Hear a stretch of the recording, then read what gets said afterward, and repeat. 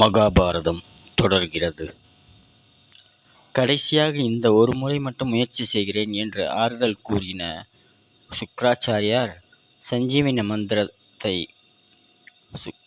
பயன்படுத்த முயற்சி செய்யும் பொழுது தன் வயிற்றில் ஏதோ உருள்வதையும் அங்கிருந்து ஏதோ ஒலி எழுவதையும் கேட்டார். கச்சன் தான் அவர் வயிற்றுக்குள் இருந்து சத்தம் செய்து கொண்டிருந்தான். கோபம் அடைந்த சுக்ராச்சாரியார், யார் உன்னை இப்படி செய்தது? இதுவும் அசுரர்களின் வேலைதானா? அவர்களால் எப்படி இப்படி செய்ய முடிகிறது என்று வினவினார். அவரது வயிற்றுக்குள் இருந்தபடியே தன்னை கொன்றது அரைத்து கடலில் கலந்தது, தனது உறுப்புக்களை சுக்ராச்சாரியார் பருகும் பானத்தில் கலந்தது என எல்லாமே அந்த அசுரர்கள்தான் என்று கச்சன் சுக்ராச்சாரியாரிடம் கூறினான். நடந்ததை முழுமையாக கேட்ட சுக்ராச்சாரியார் கோபத்தின் உச்சிக்கே சென்றார். இது எல்லை தாண்டி போகிறது. என் வயிற்றுக்குள் இருக்கும் இவனை இப்படியே இறக்க விட்டுவிட வேண்டும், அல்லது இவனை உயிர்ப்பிக்க நான் இறக்க வேண்டும் என்று சற்று சிந்தித்தவர், பேசாமல் என் பதவியை துறந்து தேவர்களின் பக்கமே சேர்ந்து விடலாம் போலிருக்கிறது. என் வயிற்றுக்குள்ளேயே இந்த பிள்ளையை அனுப்பும் தைரியம் இந்த அசுரர்களுக்கு எங்கிருந்து வந்தது? எனக்கு இங்கு சரியான மதிப்பு இல்லை என்றார். ஆனால் தேவயானியின் அழுகை கூடியது. எனக்கு நீங்கள் இருவருமே வேண்டும். நீங்களோ கச்சனோ இருவரில் ஒருவர் இல்லை என்றாலும் நான் குளத்தில் மூழ்கி உயிரை விடுவேன் என்றார். சுக்ராச்சாரியார் தன் வயிற்றில் இருந்த கச்சனிடம், நீ வந்த நோக்கத்தில் வென்றுவிட்டாய். சஞ்சீவனியின் இரகசியத்தை அறிய நீ விரும்பினாய். அதற்கு நீ தகுதியானவன்தான். இதோ இப்போது முதலில் உனக்கு நான் கற்றுத்தருகிறேன்.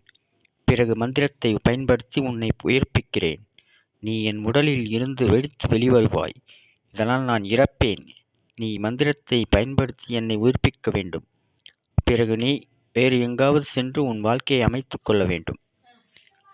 சுக்ராச்சாரியார் சஞ்சீவினி மந்திரத்தை பயன்படுத்தியதும் அவரது வயிற்றுக்குள் நிலவைப் போல வளர்ந்து வங்கிய சுக்ராச்சாரியார் சஞ்சீவினி மந்திரத்தை பயன்படுத்தியதும் அவரது வயிற்றுக்குள் நிலவைப் போல வளரத் துவங்கிய கச்சன் ஒரு வெடிப்புடன் வெளியே வந்தான். சுக்ராச்சாரியார் இறந்து விழுந்தார். பார்த்து கொண்டிருந்த தேவயானியிடமிருந்து ஒரு அலறல் கிளம்பியது. சஞ்சீவினி மந்திரத்தை பயன்படுத்திய கச்சன் சுக்ராச்சாரியாரை உயிர்ப்பித்தான். அங்கிருந்து கிளம்பிய கச்சனிடம் தேவயானி, நீ இங்கிருந்து போக முடியாது. நான் உன் மீது காதல் கொண்டிருக்கிறேன் என்றாள். எவ்வளவு பேசியும் கெஞ்சியும் விஞ்சியும் கச்சன் நிலை மாறவில்லை. நான் உன் தந்தையின் மாணவன். அந்த வகையில் நீ என் சகோதரி மட்டுமல்ல, இப்போது உன் தந்தையின் உடலில் இருந்து பிறந்தேன். எனவே எனக்கு தாயாகவும் தந்தையாகவும் அவர் இருக்கிறார். எப்படி பார்த்தாலும் நீ என் சகோதரிதான். எனவே எந்த வழியும் இல்லை. விடைபெறுகிறேன். நன்றி, வணக்கம் என்று கிளம்பிவிட்டான். தேவயானியை ஒதுக்கிவிட்டு கச்சன் புறப்பட்டான். தேவயானியின் நெருங்கிய தோழியாக சர்மிதா இருந்தாள். அந்த பகுதியின் அசுரர்களின் அரசனாக இருந்த அசுர அரசரின் புதல்விதான் இந்த சர்மிதா. தேவயானியின் நெருங்கிய தோழியாக சர்மிதா இருந்தாள். ஒரு நாள் சர்மிதாவும் தேவயானியும் குளிப்பதற்கு அருகில் இருந்த நதிக்கரைக்கு சென்றார்கள். இந்த நதிக்கரையில்தான் கௌரவர் குலம் பிறப்பதற்கான காரணம் வேறுபிடித்தது. தேவயானியின் தந்தையான சுக்ராச்சாரியார் பூஜைகளை நடத்துபவராக இருந்ததால் அவர் அந்தணர் குலத்தை சேர்ந்தவராகிறார். அப்போதைய சமுதாய அமைப்பில் அந்தணர்கள் உயர்குலமாக கருதப்பட்டார்கள். இதனாலேயே நதியில் குளிப்பதற்கு முன் தோழிகள் இருவரும் தங்களது ஆடை ஆபரணங்களை தனித்தனியாக நதிக்கரையில் வைத்தனர். அவர்கள் நதியில் இறங்கி விளையாடிக் கொண்டிருந்த போது வேகமாக அடித்த காற்றில் கரையில் இருந்த அவர்களது உடைமைகள் ஒன்றாக கலந்தன.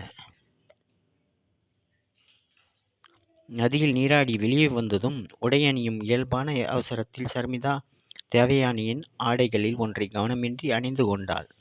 இதை பார்த்த தேவயானி கொஞ்சம் கிண்டலாகவும் அதே சமயம் தானே உயர்ந்தவள் எனும் தொனியிலும், இது என்ன, உன் தந்தையின் குருவின் மகளது உடையை நீ உடுத்தியிருக்கிறாய். எப்படி இருக்கிறது? இது உனக்கே சரியாகப் படுகிறதா? என்றாள். தன் தவறை உணர்ந்தவள் சர்மிதா. ஆனால் இளவரசி அல்லவா ஆத்திரத்துடன், உன் தந்தை ஒரு பிச்சைக்காரன். என் தந்தையின் முன் வணங்கி நின்று கையேந்தி வாங்கி வரும் தர்மத்தில்தான் உன் வாழ்க்கை நடக்கிறது. நீ யார் என்பது உனக்கு நினைவிருக்கட்டும் என்றவாறே தேவயானியை தள்ளினாள் சர்மிதா. இதை எதிர்பார்க்காத தேவயானி நிலை தடுமாறி அருகில் இருந்த பள்ளத்தில் விழ தேவயானியை அப்படியே விட்டுவிட்டு வேகமாக அங்கிருந்து கிளம்பினாள் சர்மிதா. நாளைய காணொளியில் தொடரலாம். நன்றி, வணக்கம்.